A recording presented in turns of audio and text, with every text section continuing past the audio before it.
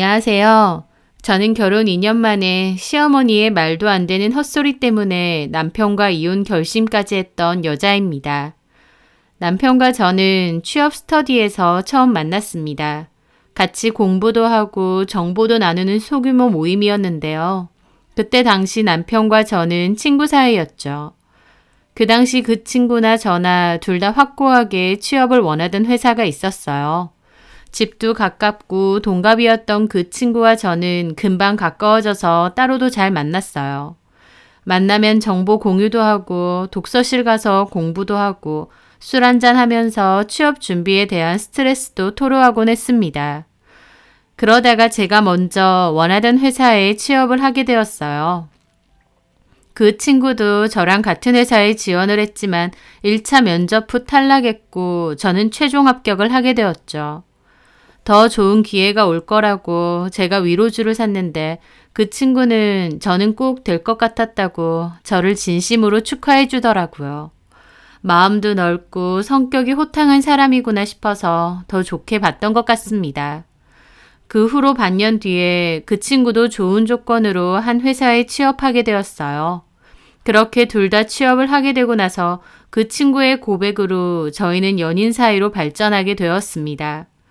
저를 많이 이해해주고 배려해주는 남친의 모습에 이런 남자면 결혼도 해도 되겠다 싶기도 했었죠. 그래서 결혼도 하고 싶었지만 혹시 저희 부모님이 결혼을 반대하지 않으실까 걱정이 좀 있었어요. 남친네 부모님은 예전에 이혼하셨고 남친 어머님 연년생인 여동생과 살았는데요. 남친의 여동생은 속도 위반으로 결혼을 했다가 2년도 안 살고 헤어진 후 다시 집으로 돌아왔다고 했습니다. 그 뒤로 계속 한 집에서 같이 사는데 조카가 그때 5살 정도라고 했어요. 저희 부모님이 반대하실 것 같은 가장 큰 이유는 남친이 그 집의 가장이자 기둥 역할이기 때문이었습니다. 남친네 어머님이나 여동생도 일을 하기는 하는데 정기적인 직장은 아니었고 일종의 아르바이트 개념으로 띄엄띄엄 일을 한다고 들었거든요. 고정적인 수입을 벌어오는 상황은 아니었던 겁니다. 그래서 남친이 결혼하고 나서도 어머님께 생활비는 계속 드려야 되는 상황이었어요. 저는 괜찮지만 저희 부모님이 이 사실을 알면 결혼하는 건 탐탁치 않아 하실 것 같더라고요. 하지만 저는 그럼에도 남친과 결혼하고 싶었고 그런 것도 감수할 자신이 있었습니다. 남친 자체가 너무 괜찮은 사람이었거든요. 남친이나 저나 둘 다 연봉도 빵빵한 대기업에 근무하고 있다 보니 버는 수입은 나쁘지 않았고 사실 어머님께 생활비 명목으로 150 정도 드리는 것은 괜찮다고 생각했어요.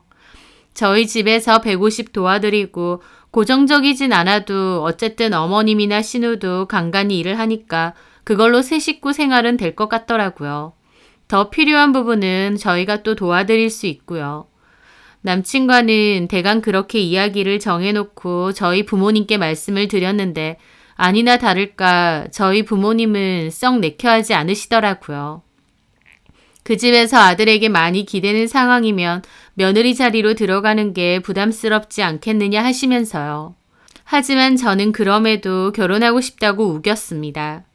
남친네 집 형편이 별로 좋지 못한 게 남친 탓도 아니고 그럼에도 열심히 성실하게 가족들 건사하면서 사는 사람이다. 나는 그 사람 하나만 보고 결혼하고 싶다라고 말씀드렸죠. 저희 부모님은 좀 더 안정적이고 좋은 상대를 찾아봤으면 하셨지만 제 고집이 완강하다 보니 결국 허락하셨습니다.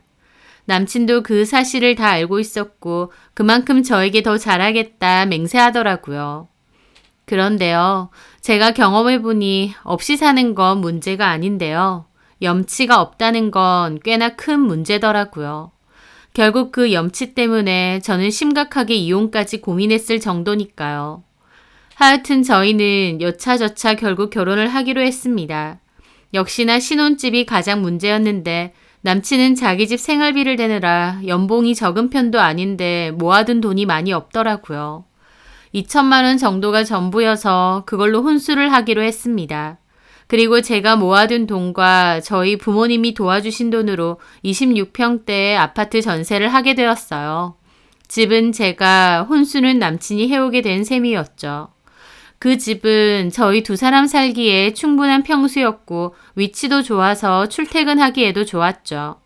게다가 아들한테 집착하면 어쩌냐는 저희 부모님의 걱정과 달리 어머님도 초반에는 무난하고 좋으신 분이었어요. 어머님은 금전적으로 해준 게 없다 보니 다른 걸로 잘해주고 싶다 하시면서 반찬 같은 것도 잘 보내주시고요. 집에서 밥을 잘 차려 먹지는 않는 편이라서 그렇게 많은 반찬이 필요는 없었지만 어쨌든 어머님의 마음은 너무 감사하더라고요. 좀 걸리는 건 신우였습니다. 결혼 전부터 느끼긴 했지만 신우는 남편과 연년생이라 적은 나이도 아니건만 엄청 철딱선이 없고 개념도 없는 성격이었어요. 바닷가에서 헌팅으로 만난 남자랑 사고쳐서 애 가지고 그걸로 결혼까지 했었는데 2년도 안 되는 기간 동안 진흙탕으로 싸우다가 헤어졌다고 했는데요. 가만 보면 도대체 무슨 생각을 하고 살까 싶을 정도로 생각 없는 사람이더라고요. 어린 아기도 있는 애엄마면서 어머님한테 애 맡기고 툭하면 친구들이랑 술 마시러 다니고요. 알바로 돈 벌면 생활비에 보탤 생각은 안 하고 자기 치장하고 꾸미는 데 쓰더라고요. 본인이 그렇게 살면서 본인 처지에 대한 한탄도 심하고요. 게다가 하는 짓도 진짜 내일 없이 사는 짓을 잘했습니다. 한 번은 오른쪽 팔뚝 하나를 다 덮는 문신까지 해온 적이 있어서 가족 모두 기함했습니다.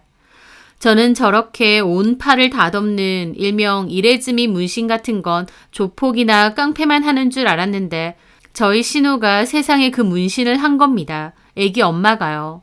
어머님도 기절초풍하고 남편도 미쳤느냐 당장 지워라고 하는데 그 정도 크기의 문신은 지우는 데만도 몇천만 원 우습게 든다고 하더라고요. 아프기는 엄청 아픈데 깨끗하게 지워지지도 않는다 하고요. 간간히 하는 알바도 성실하게 안 다니니까 몇 번 잘리기도 했고 애라도 열심히 키우면 모르겠는데 애한테도 관심이 없습니다. 맨날 폰이나 쥐어주고 밥도 배달음식 같은 거 먹이더라고요. 남편도 한 번씩 내 동생이지만 진짜 한심하다고 답답해했습니다. 같은 뱃속에서 난 남매인데도 남편은 성실하고 어른스러운 편인데 신우는 철딱서니가 없어도 너무 없었던 거죠. 그런데 저도 가만 지켜보면 어머님도 그렇고 남편도 답답해는 하는데 신우한테 별다른 말은 안 하더라고요. 어머님도 가만 보면 신우를 오냐 오냐 하는 게 너무 크고 아들보다도 딸을 더 예뻐하시고 안쓰러워하시는 게 느껴졌습니다. 죽어라 일해서 생활비 되는 아들보다 아픈 손가락 같은 신우를 더 안타까워하시는 느낌이랄까요? 남편도 그게 익숙하다 보니 신우 행동이 답답해도 별말 안 하고 넘어가는 것 같았고요. 어쨌든 시댁 식구들 중 정신 못 차리고 사는 신우가 하나 있긴 했지만 자주 보는 건 아니니까 괜찮겠거니 했습니다. 저나 남편이나 둘 다 회사 일로 너무 바빠서 각자 바쁘게 살았어요. 그렇게 2년 정도 결혼 생활이 흘렀을 때였어요. 그맘때 저희 부모님은 귀농을 준비하시면서 한창 바쁘셨습니다. 부모님은 오래전부터 귀농에 대한 계획이 있으셨어요. 예전에 시골에 할머니 할아버지가 사시던 집과 땅이 있었는데 그 집도 진작에 재건축을 했고 농업 교육도 들으러 다니시면서 귀농 준비를 착실히 하셨죠. 그맘때 저는 결혼한 지 2년 정도 지났고 집주인이 자기들이 들어와서 살 생각이라고 전세 계약 끝나면 집을 빼달라고 하더라고요. 그래서 저도 다시 집을 한창 알아보러 다니던 중이었습니다. 그 전에 좀 저렴하게 전세를 구했던 터라 새 집을 구하려면 대출도 좀 더 해야 했죠. 매매를 하기에는 대출이 너무 많이 필요해서 한 번 더 전세를 해야겠다 생각하던 참인데 그맘때 전세 사기 얘기가 한창 뉴스에 많이 나왔습니다. 저희 회사에서도 전세 사기 당해서 2억 가까운 돈을 못 받고 2년 동안 소송하고 있던 분도 있었고요. 그래서 새로 전세를 구할 때도 각별히 신경을 많이 써야겠다 생각했었죠. 그런데 그맘때 저희 부모님이 저를 호출하시더라고요. 그리고 하시는 말씀이 전세 따로 구하지 말고 부모님 살고 있으시던 집을 저희 보고 들어와서 살라고 하시는 겁니다. 저는 그 말에 깜짝 놀랐죠. 저는 부모님이 집을 당연히 팔고 내려가신다 생각했는데 저보고 들어와서 살라고 하시니까요. 저희 부부 둘이서 살기에는 평수도 너무 큰데다 매매를 하면 부모님께서 훨씬 이득을 얻을 수 있는 상황이었습니다. 그런데 부모님은 자식이라곤 저 하나 있는데 괜히 전세 전전하지 말고 이 집 들어와서 살라고 하셨어요. 미리 유산 주는 셈 치고 주신다 하면서요. 저도 결혼 전까지 같이 살았지만 주변 인프라도 잘 되어 있고 근방에 학교도 다 있고 살기가 좋은 곳입니다. 평수만 해도 45평 정도 되니까 꽤 큰 편이고요. 부모님은 나중에 아이 키우며 살기에도 좋다고 하시면서 우리 보고 들어오라고 하시더라고요. 친정 부모님 집으로만 보면 너무 좋죠. 하지만 딸로서는 죄송해서 그럴 수가 없었습니다. 다른 사람에게 팔면 훨씬 이득인데 저한테 살라고 하시니까요. 하지만 친정 부모님은 우리는 이미 시골에 집도 해놨고 노후 자금도 준비해놨으니 걱정하지 말고 살라고 하셨어요. 저는 끝까지 괜찮다고 그 집 팔아서 엄마 아빠 필요하신데 쓰라고 거절했는데 저희 부모님은 자식에게 도와줄 수 있는 것도 복이라며 부담 갖지 말고 들어와서 살라고 하셨습니다. 저는 이 얘기를 남편에게 했고 남편도 처음에 너무 놀라는 거예요. 그 집을 팔면 이득이 얼만데 우리한테 살라고 하시는 거냐면서요. 하지만 저희 부모님 뜻이 완강해서 결국 그렇게 하기로 했습니다. 그렇게 저희 원래 전세금은 빼서 부모님께 다 드렸어요. 애초에 제 돈하고 저희 부모님 돈을 보탠 거기도 하니까 부모님 돈을 돌려드리는 거나 마찬가지지만요. 그리고 새 집의 명의는 제 이름으로 하기로 했습니다. 남편도 동의했고 이렇게 넓고 좋은 아파트에 살게 됐는데 누구 이름으로 되어 있는 게 뭐가 중요하냐. 그리고 장인어른이 저한테 주시는 거니 당연하다 그러더군요. 그렇게 다 좋은 쪽으로 됐다 싶은데 그 와중에 뜬금없이 어머님께서 왜 공동명의를 안 하느냐 하시더라고요. 저는 예상치도 못한 어머님의 말에 좀 놀랐죠. 저희 부모님이 집을 저한테 주시는 거고 여기에 남편의 지분이랄 게 아예 없습니다. 그런데 너무 당당히 왜 공동명의 안 하느냐며 공동명의 하라고 하시는 거예요. 남편도 황당해하면서 이 집 자체가 장인어른 집이고 아무 대가 없이 받는 건데 무슨 공동명의냐며 그런 건 중요하지 않다고 됐다고 했죠. 하지만 어머님은 그게 안 중요하면 공동명의 하면 되지 않느냐고 끝까지 그러시고 저희 남편이 완강하게 그건 아니라고 하니까 나중에는 저한테 따로 전화하셔서 그 얘기를 하시더라고요. 좀 황당하긴 했지만 차분하게 말씀드렸습니다. 저희 부모님이 별다른 금전적 대가 없이 저 위에서 해주신 거고 명의는 제 이름으로 하기를 원하신다고 그 말씀을 따를 거라고요. 저도 완강하게 나오니 어머님도 결국 알겠다고 하셨어요. 저는 어머님이 그런 쪽으론 관심도 없으시고 상관도 안 하신다고 생각했는데 그때 정색하시면서 꽤나 강하게 공동명의 안 하냐 따지셔서 좀 놀랐던 기억이 있어요. 하지만 어머님도 그 일 이후로는 별다른 말을 안 하셨기에 그 일은 하나의 해프닝처럼 흐지부지 지나갔죠. 그저 어머님한테 저런 면도 있으시구나, 은근히 저런 걸 따지시는구나 조금 놀란 정도였다고나 할까요? 어쨌든 그 후 저희 부부는 부모님이 사시던 아파트로 이사를 했습니다. 연식이 조금 있는 아파트라서 오래되고 낡은 부분은 부분 리모델링을 조금 하고 공사 후에 들어가게 되었어요. 저희 집은 방이 4개였고 거실도 널찍합니다. 원래 부모님이 쓰시던 안방에 저희 부부 침대를 놓았는데 작은 방에 침대 하나를 더 놔뒀어요. 그전에도 남편이 코를 고는 일이 종종 있어서 한 번씩 따로 잘 때가 있었거든요. 그전에 전셋집 살 때는 남편이 코를 너무 심하게 골면 거실에 나가 소파에서 자거나 남편이 나가서 자곤 했는데 이제 방이 넉넉하니 방 하나를 더 침실로 쓸 수 있게 된 거죠. 나머지 방 하나는 원래 제가 결혼 전까지 쓰던 방인데요. 서재 겸 컴퓨터를 쓸 수 있게 책장과 컴퓨터 책상을 놓았습니다. 그리고 나머지 방 하나는 그냥 비워두고 자리 차지를 많이 하는 짐들을 놔두게 되었습니다. 예전에 부모님이 사실 때도 그 방은 약간 그런 창고 비스무리한 용도로 쓰기도 했거든요. 2사람 사는 건데 집은 꽤 크다 보니 오히려 방이 남더라고요. 저는 결혼 전까지 계속 살았던 집이긴 하지만 부모님 짐을 빼고 남편과 저의 신혼 살림으로 집을 채우니 또 분위기가 색달랐어요. 어쨌든 집이 커지고 좋아지니까 또 전세 걱정 없이 계속 살아도 되는 내 집이 된 거다 보니까 너무 좋았어요. 남편도 너무 좋아하고요. 그 후 남편과 제 지인들을 각각 불러 집들이 겸 식사 대접도 했어요. 지인들도 벌써 이렇게 좋은 집에 사느냐며 부럽다고 그랬죠. 그리고 시골로 내려가신 친정 부모님도 집들이 겸 한번 올라오셔서 식사하시고 주무시고 내려가셨습니다. 저희 집으로 꾸며놓으니 또 집이 달라 보인다고 예쁘게 잘 꾸며놓았다고 하셨어요. 남편도 저희 부모님께 너무 감사하다고 항상 감사한 마음으로 선영이한테도 잘하고 살겠다고 인사를 드리더라고요. 저희 부모님도 너네 행복하게 잘 살면 그걸로 됐다고 이 집에서 좋은 추억 많이 만들고 예쁜 손주도 안겨달라 그러셨죠. 그 뒤 시댁 집들이를 하게 되었습니다. 어머님과 신우, 시조카 이렇게 오게 되었죠. 집에 들어오자마자 어머님은 입구부터 놀라시더라고요. 집이 너무 크고 좋다 하시면서요. 어머 세상에 집이 정말 좋다. 리모델링 좀 했다더니 다 바꾼 거야? 아니요. 부분 리모델링만 좀 했어요. 화장실하고 벽지하고 아트월 갈고 나머지 낡은 부분은 시트만 발랐고요. 근데 무슨 새집 같네. 아휴 넓고 좋다. 신우도 집을 구경하더니 저희 남편더러 야 김창씨 너 출세했다. 이런 집에 다 살아보고 좋겠네. 너는 오빠더러 맨날 김창식이 뭐야?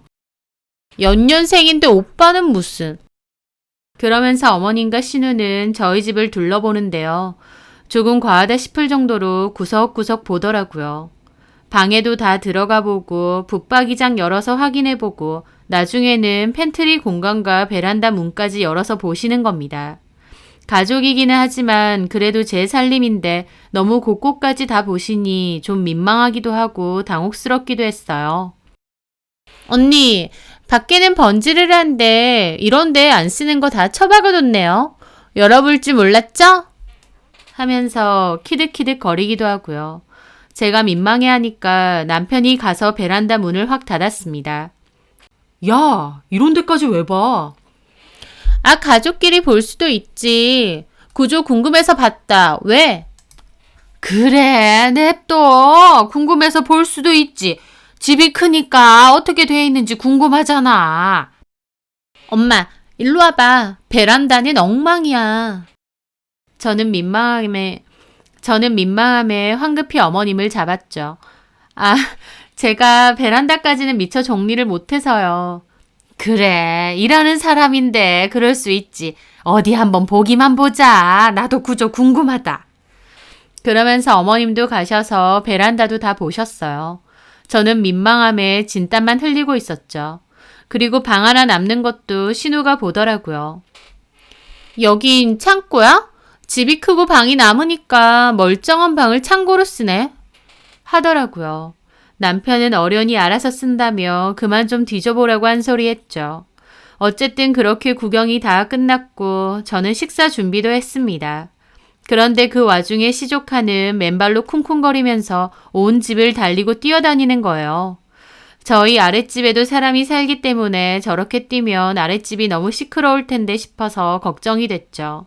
그런데 어머님과 신우는 웃으면서 아유, 집이 넓으니까 재민이가 신나나 보다.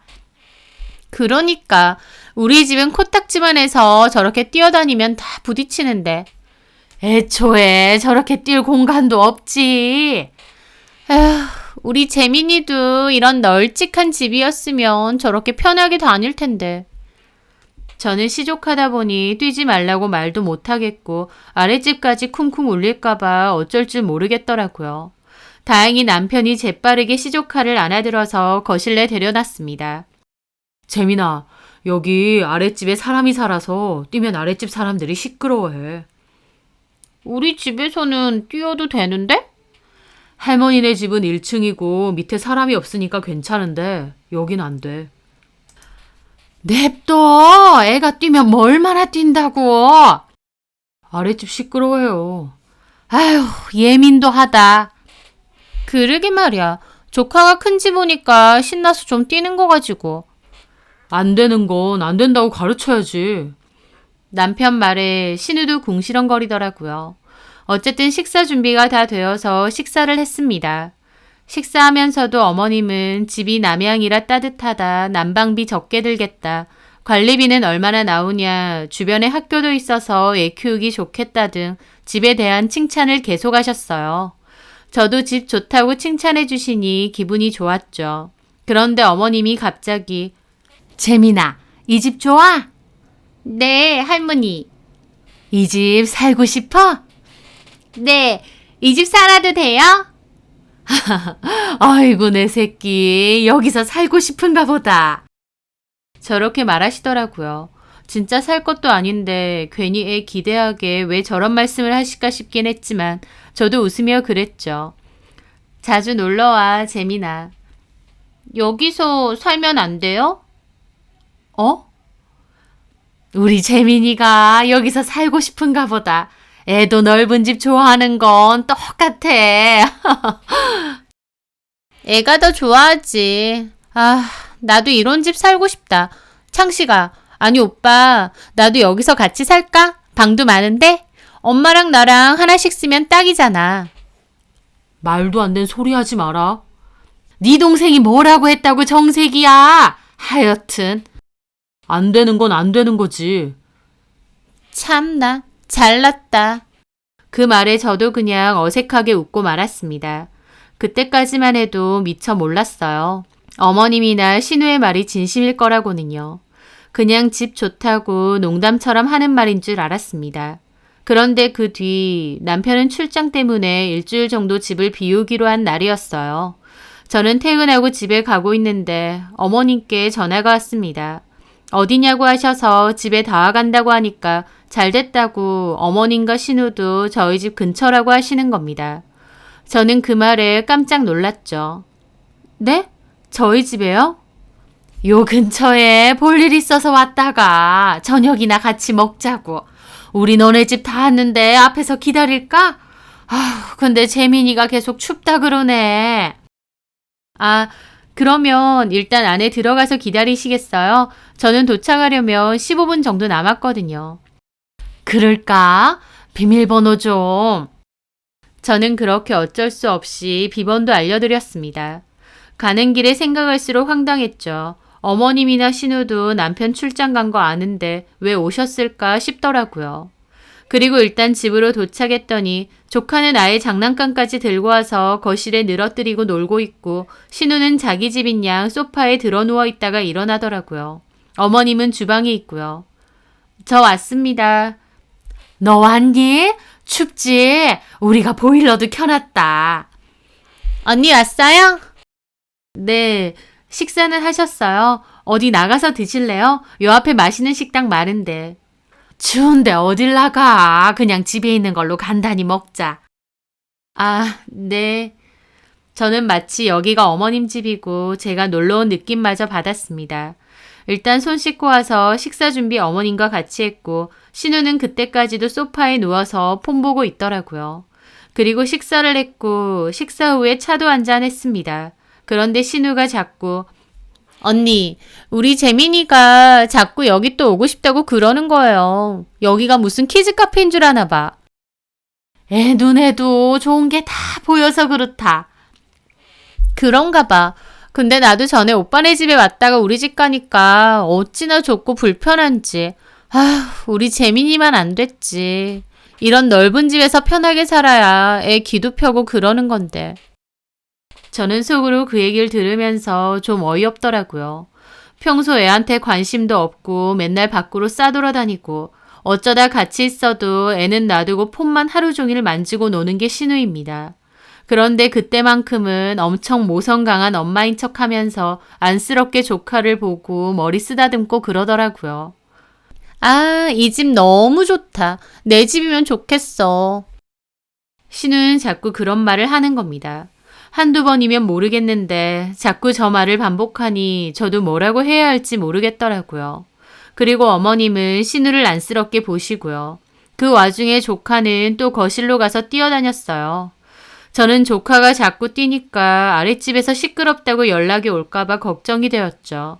그래서 제가 그랬습니다. 재민아, 살살 걸어 다닐까? 하고 최대한 웃으며 좋게 얘기했습니다. 그 말에 신우는 저를 살짝 흘기더라고요. 그런데 어머님이 대뜸 한다는 소리가 선영아, 여기 애들 매트 좀 깔아놔라. 그래야 재민이 와서도 좀 실컷 뛰지. 애한테 뛰지 말라고 해도 애가 그 말을 듣니?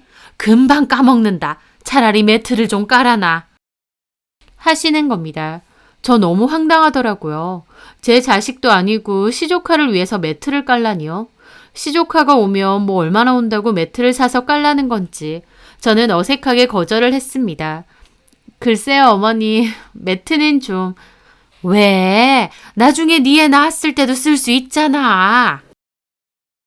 제가 그때 임신한 것도 아니고 자녀 계획도 구체적으로 남편과 얘기한 게 없는데 언제 생길지도 모르는 애를 위해 매트부터 사라니요. 그래서 제가 웃으며 그랬죠. 나중에 제 애 낳으면 그때 깔게요. 그랬더니 어머님이 좀 정색을 하시더니 아니 미리 좀 깔면 어때? 그 김에 집도 넓은데 연주랑 재민이도 종종 와서 편하게 있다 가면 좋지. 하시는 겁니다.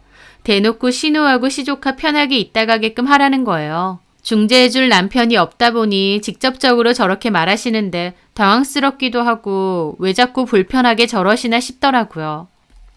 그래서 제가 서로 시간 되면 보는 거죠 뭐. 그러고 말았습니다. 제 말에 잠깐 정적이 흘렀어요. 어머님도 신우도 굳은 표정으로 가만 앉아 있는데 저만 가시방석이더라고요. 그리고 식사하고 차 마시며 얘기한 지도 꽤 됐고 저도 이제 좀 쉬고 싶은데 도대체 언제 가실 건지 가신다는 말을 안 하는 겁니다. 계속 애 뛰는 것도 신경 쓰이고요. 그렇게 한참 침묵으로 있는 게 불편해서 제가 먼저 차를 좀 더 드릴까요? 물어봤습니다. 그랬더니 어머님이나 신우도 정색하면서 됐다고 하더라고요. 그리고는 근데 둘이 살기엔 집이 너무 썰렁하긴 하다. 그러게 집이라는 게 좀 복닥거리는 맛이 있어야 되는데. 언니, 오빠랑 둘이서 살아보니까 너무 허하지 않아요? 하는 겁니다. 아니요, 뭐 허할 게 있나요? 집이 좀 복작복작해야 사람 사는 것 같고 그렇잖아요. 그렇기는 한데 창식 씨나 저나 둘 다 바쁘고 뭐 괜찮아요. 그 뒤로 또 대화는 끊겼습니다. 불편한데도 어머님이나 신우는 도무지 가겠다는 소리를 안 하더라고요.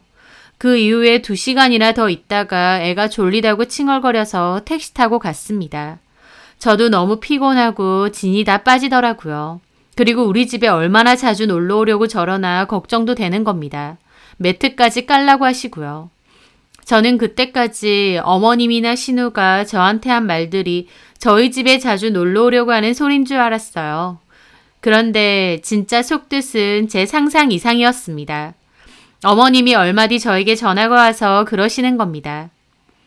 선영아, 너 퇴근했니? 통화 좀 되니? 네, 지금 가고 있는 길이에요. 말씀하세요.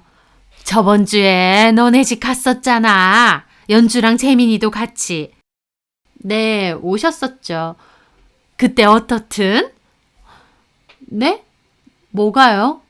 아니, 그렇게 사람도 많이 복닥거리고 애 웃는 소리도 들리니까 집이 너무 꽉 차 보이고 좋지 않아? 저는 어머님이 또 놀러 오려고 그러시는 건가 싶었습니다. 아, 네. 그렇죠 뭐. 또 놀러 오세요. 아니, 놀러 가는 게 아니라 단도직입적으로 얘기할게. 네. 저는 어머님이 무슨 말씀을 하려고 이러시나 했습니다. 그런데 어머님 한다는 말이 그때 보니까 남는 방도 있고 연주랑 재민이랑 같이 사는 게 어떠니? 저는 어머님 말이 한 번에 이해가 안 되더라고요. 네? 얘는 젊은 애가 말귀를 한 번에 못 알아들어. 네 신우도 너네 집 들어가서 같이 살면 어떻겠느냐 그 말이야. 네? 저는 너무 놀라서 일단 갓길에 정차를 했습니다. 아가씨하고 재민이도 저희 집에 같이 살라고요? 그래. 근데 넌 뭘 그렇게 놀라고 그래. 누가 들으면 내가 너한테 쌍욕이라도 한 줄 알겠다. 차라리 쌍욕을 듣는 게 더 안 놀라울 것 같습니다. 뜬금없이 신우랑 시조카까지 같이 살라니요. 너 그거 알아? 부부가 너무 큰 집에서 둘이만 살면 복이 달아난데 애도 잘 안 생기고 둘 사이도 안 좋아진다더라. 무슨 말도 안 되는 소리인지 저는 살면서 그런 말을 들어본 적이 없습니다. 집도 넓겠다. 너네 둘 다 어차피 맞벌이 한다고 낮 시간엔 집에도 잘 없잖아. 방도 남더만. 거기에 연주랑 재민이랑 같이 살면 좋을 것 같은데. 재민이도 5살이고 금방 초등학교 들어가는데 우리 동네에 초등학교가 없잖아. 니네 사는 아파트는 연주가 알아보니까 바로 근처에 초등학교도 있다던데. 그런 것만 봐도 애 키우기 얼마나 좋겠어. 너도 우리 집 알지만 얼마나 좋고 애 키우고 살기에 위험하니. 애랑 산책을 하려고 해도 위험해. 골목길도 좁고 차도 많이 다니고. 놀이터도 한참 가야 된다. 그러니까 맨날 애가 집에서 TV나 보고 그러잖아. 근데 너네 아파트는 길도 널찍하고 놀이터도 잘 되어 있고 그거 보고 연주가 얼마나 속상해하던지. 걔도 애 키우는 엄마인데 안 그렇겠어? 애가 좀 더 좋은 환경에서 컸으면 하겠지. 그리고 너네한테도 좋은 거다. 사람이 부대껴 살면 그것만큼 행복한 게 없는 거야. 또 가족끼리 형제끼리 그렇게 돈독하게 잘 지내면 얼마나 좋니? 일부러 모르는 사람 하숙도 친다는데 신혼애랑 같이 사는 거 뭐 큰일도 아니지. 라고 하시는 겁니다. 차라리 모르는 사람 하숙을 놓는 게 낫죠. 개념도 없고 답도 없는 신우를 왜 저희 집에 떠넘기려 하시는지 이해가 안 되더라고요. 어머님 말이 황당하기도 하고 또 부탁하시는 거면서 도리어 너네한테 좋은 거라고 하시는 게 어이없기도 했습니다. 어머니, 근데 그건 좀 아닌 것 같아요. 왜? 일단 남편과 저 둘이 사는 게 불편한 게 전혀 없고요. 좁아서 불편하면 했지 넓어서 불편할 게 뭐 있겠어요. 그리고 놀러 오시는 건 괜찮지만 같이 사는 건 다른 문제 같아요. 너 나랑 선영이가 불편하니? 불편하고 말고를 떠나서 같이 산다는 건 좀 다른 거죠, 어머님. 불편하느냐고 그것부터 말해. 그럼 안 불편하겠나요? 저는 당연히 불편하다는 소리를 하려다가 꾹 참았습니다. 불편하다기보다요. 저랑 창식 씨도 나름의 라이프 스타일이 있는데 갑자기 어떻게 아가씨네랑 같이 사나요? 왜 못 살아? 집도 넓고. 너네한테 별로 피해 없는 선에서 조용히 살라고 할게 그럼. 저는 어머님하고 도저히 대화가 될 것 같지 않더라고요. 그래서 일단은 남편하고 얘기하고 전화 드린다 했습니다. 그랬더니 어머님은 남편하고 시댁 사이 이간질할 생각 말라고 하시더라고요. 그렇게 전화를 끊고 저는 심란한 기분이 들어 출발을 못하고 한참을 앉아 있었습니다. 그런데 가만 생각을 하다 보니 내가 왜 이렇게 저 자세로 쩔쩔매야 되나 싶더라고요. 그렇잖아요. 저희 부모님이 저 편하게 살라고 해주신 집인데 거기에 집은 하나도 없는 어머님과 신우가 뭔데 당당하게 같이 살겠다고 하는 건가요? 그 생각이 들자 기분이 더 상하기도 하고 나도 쩔쩔매지 말자 싶더라고요. 그리고 집으로 가자마자 남편에게 이 사실을 다 얘기했어요. 남편도 깜짝 놀라더라고요. 어? 엄마가 그렇게 말했다고? 자기는 모르는 일이야? 나는 몰랐어. 엄마도 참. 자기는 신경 쓰지 마. 내가 알아서 할게. 남편은 안절부절 못하더니 방에 들어가서 통화를 하더라고요. 밖에서 살짝 들어보니 그게 말이 되는 소리냐며 말도 안 되는 소리 하지 마시라 하는 것 같았습니다. 어쨌든 남편에게 전했고 남편이 알아서 하겠거니 했어요. 그런데 이틀 뒤에 어머님에게 다시 전화가 온 겁니다. 이번에는 좀 그래서 녹음 버튼도 누르고 전화를 받았죠.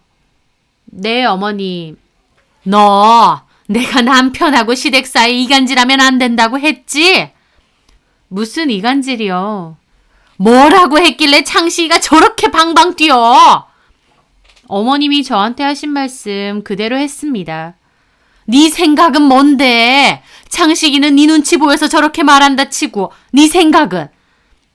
저 그때 다 말씀드린 것 같은데. 싫다 이거니? 단도직입적으로 말씀드려서 같이 사는 건 좀 아닌 것 같습니다. 어머님은 한참이나 말이 없으시더라고요.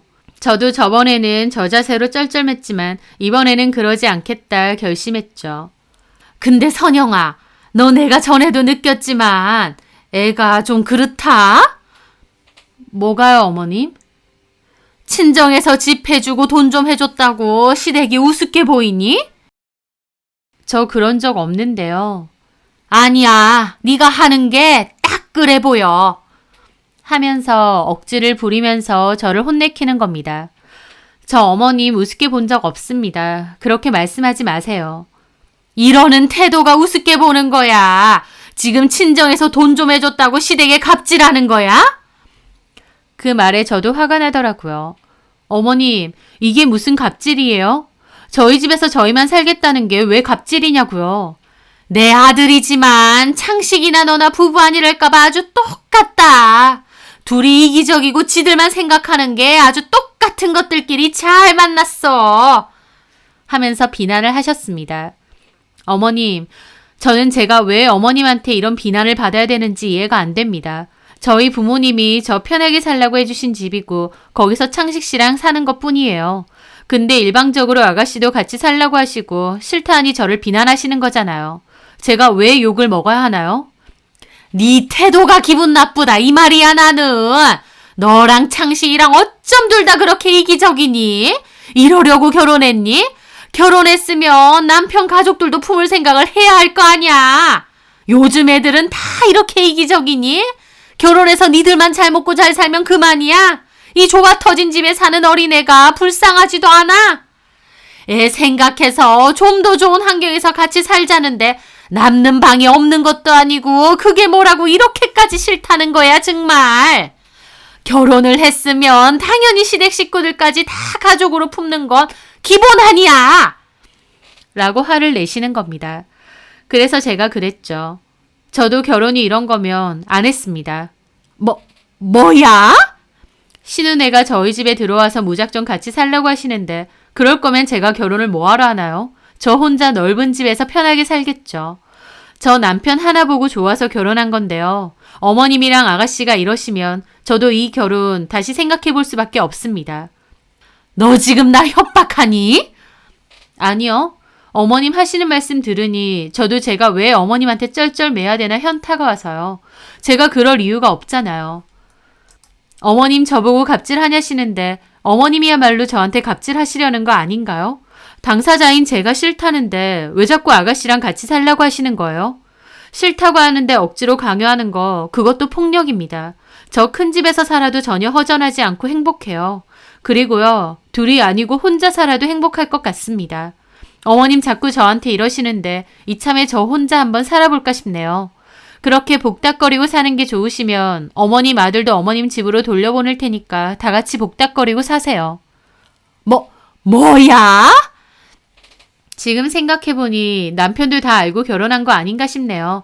그렇지 않고서야 저는 싫다고 몇 번이나 말했는데도 어머님이 저한테 계속 이러실 순 없죠. 제 말에 어머님 급하게 변명하시더라고요. 창식이는 몰라. 창식이는 안 된다고 했는데. 그거야 저는 모르잖아요. 어머님이 저보고 갑질하느냐 했는데 제가 진짜 갑질할 거였으면 어머님이고 아가씨고 저희 집 놀러 오는 것도 싫다고 했을 거예요. 저는 아가씨랑 같이 살 생각 전혀 없고 저한테 희생을 강요하실 거면 저는 이 결혼까지 다시 생각할 겁니다. 제 말에 어머님 당황하셔서 말도 제대로 못 하시더라고요. 저도 홧김에 계속 내질러 버렸습니다. 생각해보니 저 이거 사기 결혼 당한 것 같은데요. 어머님 저희 집 왜 공동명의 안 하시냐고 그러신 것도 남편이랑 결국 짜고 그러신 거죠. 뭐라고? 너 말 다 했니? 아니요. 다 안 했습니다. 남편 지분은 1%도 안 들어있는데 공동명의 하라고 하시질 않나. 신혼에 데리고 같이 살라고 하질 않나. 나중에는 은근슬쩍 어머님도 들어와서 사시려고요. 제가 싫다고 하니 이기적이라고 몰아가시고 불편하게 만드시고. 근데 이 모든 걸 남편이 몰랐다는 생각이 안 들어요. 어머님이 이 집이 시세만 해도 얼만 줄 아세요? 어머님 아들 이 넓은 집에 돈 한 푼 안 대고 들어와서 사는 겁니다. 저랑 결혼했다는 이유로요. 그뿐인가요? 어머님께 매달 꼬박꼬박 150씩 보내드리는 것도 저 아무 말 안 했어요. 근데 어머님 저한테 고마워하시기는커녕 이제는 신우까지 건사하라고 하시는 겁니다. 제가 왜 그래야 되나요? 저 지금 당장 이 결혼 생활 쪽나도 아쉬울 거 하나도 없거든요. 게다가 저희 부모님도 이 사실 알면 오히려 당장 갈라서라고 하실 것 같은데요. 제가 강하게 나오자 어머님도 당황해서 저를 말리시더라고요. 얘, 너 왜 이렇게 흥분했니? 내가 뭘 어쨌다고. 진정 좀 해라. 이혼이 그렇게 쉬워? 그리고 부모님께 알리긴 뭘 알려? 어머님 일부러 어머님 아들한테는 아무 말 안 하시고 저한테만 자꾸 압박하시는데 저 이런 거 너무 스트레스예요. 제가 집 해오고 어머님 생활비 들이면서 이런 눈총까지 받아야 되나요? 저 너무 스트레스 받아서 정신과 가봐야 될 것 같아요. 이혼할 때 하더라도 병원 기록이랑 증거 다 만들어서 법원에 제출할 겁니다. 어머님 아들 탈탈 털어서 위자료까지 받아낼 겁니다. 그리고 어머님 아들 도로 데리고 가시게 해드릴게요. 어머님 원하시는 대로 한 집에서 복닥거리며 다시 사시면 되겠네요. 제가 숨도 쉬지 않고 화를 내며 말했더니 어머님도 아무 말 안 하고 참만 반복하시더라고요. 그러시다가 내가 뭘 어쨌다고 이러니? 너 진짜 무서운 애다. 그래 알겠다. 그만해라. 하고 끊으시더라고요. 제가 시어머니라서 내내 맞춰드리고 숙여드리니까 저를 아주 만만하게 보신 것 같다는 생각이 드는 겁니다. 그러니까 말도 안 되는 요구를 강요하시고 싫다하니 비난하시는 거겠죠. 어머님한테 홧김에 할 말 다 했지만 말하다 보니 진짜 제가 왜 참아야 되는지 하나도 모르겠는 겁니다. 그래서 남편에게도 말했습니다. 어머님이 이기적이라고 비난하시더라. 우리 집에서 집까지 해줬는데 내가 왜 이런 욕까지 먹어야 되는지 모르겠다. 내가 너랑 결혼했다는 이유로 또 며느리가 됐다는 이유로 이런 욕까지 먹어야 되느냐.